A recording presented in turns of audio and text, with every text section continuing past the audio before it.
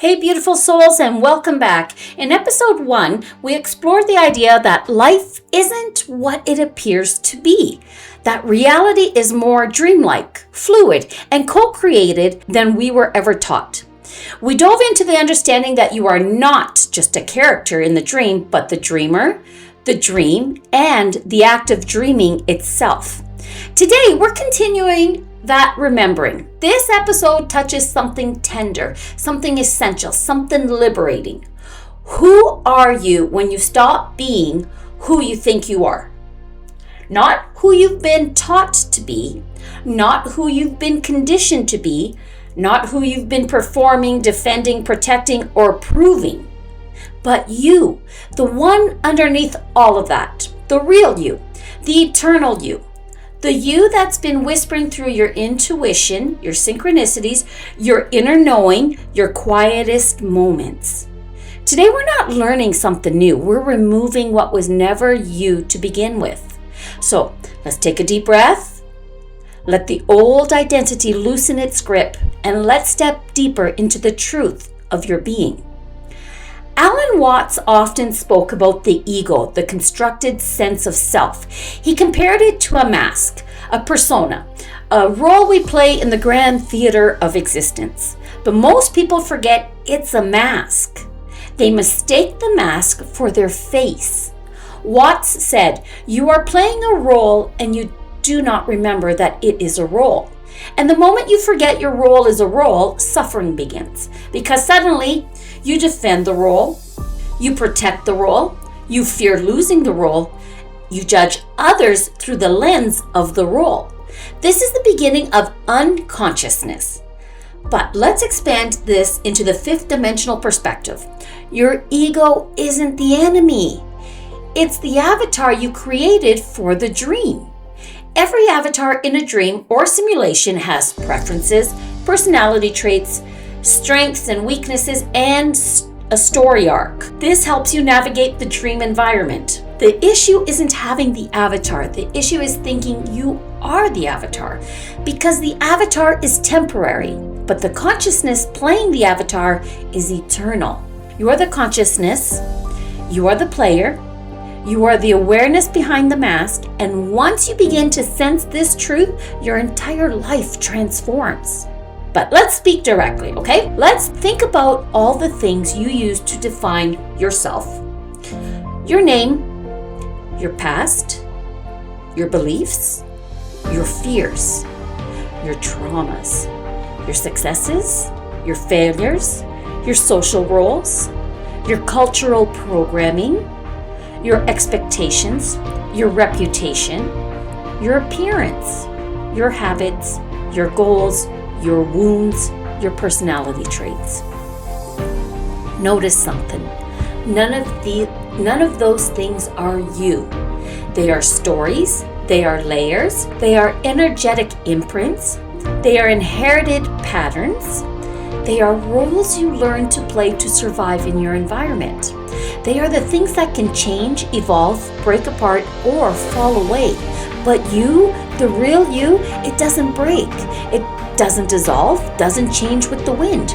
You are the awareness behind all the changing experiences. You are the presence observing the stories. You are the consciousness witnessing the character's journey.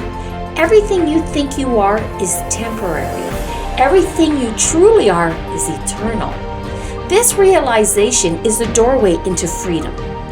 There comes a moment in every awakening journey, a moment that can be sudden or slow, okay? Gentle or dramatic, where something inside you whispers, "This isn't me." It might happen during a heartbreak, during a spiritual awakening, during a feeling of emptiness, during a crisis, during a moment of synchronicity, during solitude, during meditation, during a burnout, or even during joy. But the moment comes, and it feels like a crack in the surface of who you've been pretending to be. A glitch in the simulation, a break in the pattern, a remembering of something ancient and familiar. The old identity, the one built from childhood conditioning, social programming, survival strategies, beliefs and fears, start to dissolve. It's not that you lose yourself, it's that you lose the version of yourself you were never meant to carry forward. The true self emerges in the cracks. The cracks are where the light gets in, and the cracks are where the illusion breaks open. The cracks are where you begin to remember, I am not this story. Awakening isn't about creating a new self. No, not at all. It's about revealing the self that has always been there beneath the noise. Your true self is not constructed. It's uncovered. It's the quiet voice beneath the loud thoughts. It's the stillness beneath the anxiety. It's the intuition beneath the doubt, the clarity beneath the confusion, the observer behind the emotions. It's the part of you that remains untouched in every storm, unbroken by every wound, and unchanged by every experience. This self cannot be harmed because it is not made of the temporary material of the dream. It is made of consciousness. When Watts spoke about losing yourself, he didn't mean destruction. He meant revelation. He meant the unmasking. He meant the great remembering of the one who has always been here. The true self is not a destination. It is the space in which all destination appears. Here's the simplest way to find the real you. Notice the part of you that notices. That inner witness watches your thoughts, watches your emotions, watches your reactions, watches your habits, watches your beliefs, and watches your identity. That witness is not part of the dream. It is the dreamer.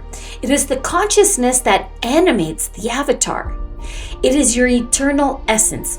When you rest as the witness, you step out of the character and into the player. You step out of fear and into clarity. You step out of defensiveness and into presence. You step out of overthinking and into awareness. And here's the fifth dimensional truth Alan Watts gestured toward. When you become the witness, the dream becomes lucid. Life stops feeling like something happened to you and becomes something happening through you. You shift from victim consciousness to creator consciousness. You shift from ego identity to soul identity. You shift from character to consciousness. Let's talk about conditioning. Not in a psychological way, but from an energetic, cosmic, multidimensional perspective. Okay? Before you entered this dream, you were infinite, pure, expansive consciousness. But to play the human game, you had to compress your awareness into a body, a timeline, a culture, a family, a personality. And very quickly, you learned what was acceptable, what was dangerous, what was rewarded, what was punished, who you should be, who you weren't allowed to be, and what parts of yourself to hide, what parts of yourself to exaggerate, and what parts of yourself to shut down completely. This wasn't your fault, it was part of the game.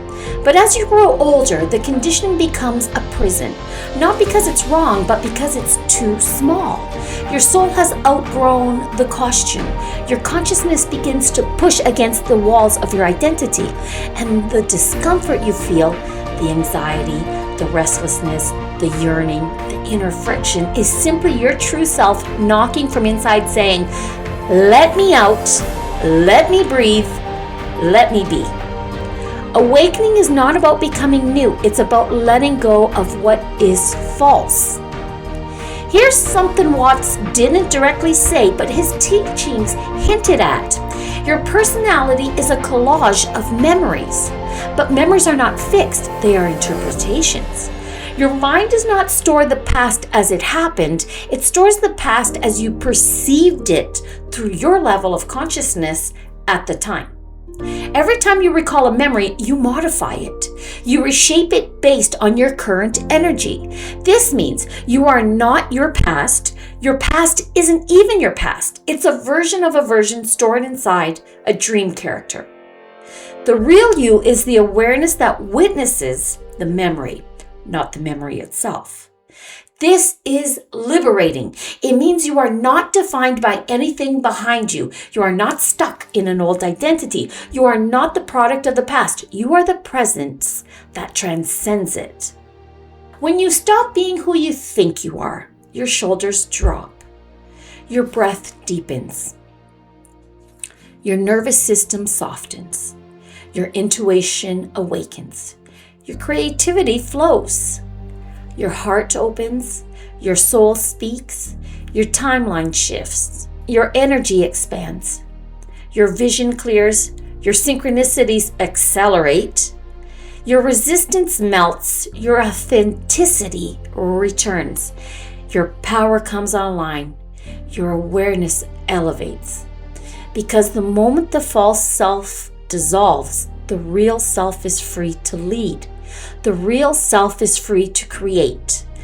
The real self is free to love. The real self is free to exist without needing permission. And it's free to express without fear, free to live without performing. It feels like coming home, not a place, but to yourself. The biggest fear people have when awakening is, if I let go of who I've been, who will I become? You will become who you were before the world told you who to be. Not a new person, a true person. The real you is not the best version of your ego. It is the purest expression of your consciousness. This self is peaceful, aware, intuitive, connected, authentic, fluid, powerful, receptive, expressive, and aligned. This self lives in flow and in truth. It lives in harmony with the dream because it remembers it is the dreamer. Watts tried to communicate this when he said that the ego is a social institution, a mask, and that the real you is the one watching life rather than clinging to it. But here's the modern expansion. Your true self is not found by effort. It is revealed by surrender. Not surrender as in defeat, surrender as in allowing, relaxing, and remembering. So, who are you when you stop being who you think you are? You are presence, consciousness, awareness. You are the witness, the creator, the dreamer, the universe in human form. You are not the character, you are the author.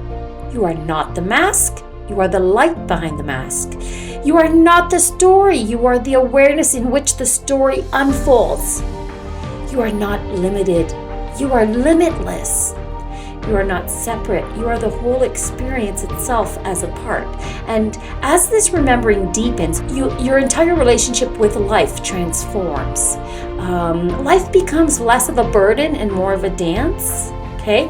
Less of a struggle and more of a flow, less of a mystery and more of a play, right? You start playing the game. Less of a survival game and more of a conscious creation. This is what you awaken into when you stop being who you think you are. I want to thank you for being here, for listening, and for remembering with me. This journey is not about learning. It's about peeling back the layers until the truth of who you are stands unobstructed. In episode 3, we're going to explore something people have sensed for centuries. The universe pretending to be you, why existence is a cosmic game of hide and seek. This is one of Alan Watts' most powerful, most playful, and profound teachings, and we're going to take it even further